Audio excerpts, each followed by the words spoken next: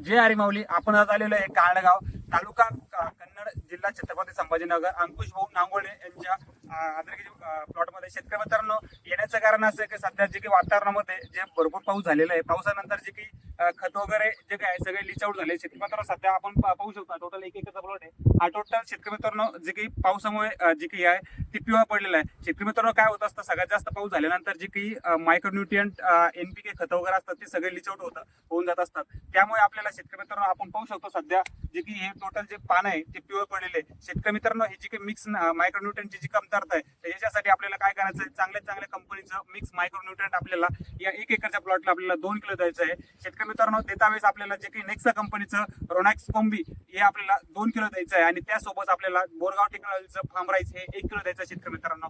तर हे आपण दिल्यानंतर जे काही मिक्स मायक्रोन्यूट्रियंट म्हणजे डिफिशियन्सी जी फेरस, मॅग्नेशियम, कॉपर, बोरॉन आणि झिंक हे आपल्याला 5 घटक यामध्ये आपल्याला भेटणार आहे, जेणेकरून जे अद्रक पिवळपणा आहे ते पिवळपणा 100% नियंत्रण देत असतं शेतकरी मित्रांनो. अशाच नवीन व्हिडिओ पाहण्यासाठी आमच्या चॅनल लाईक व फॉलो करायला विसरू नका. धन्यवाद.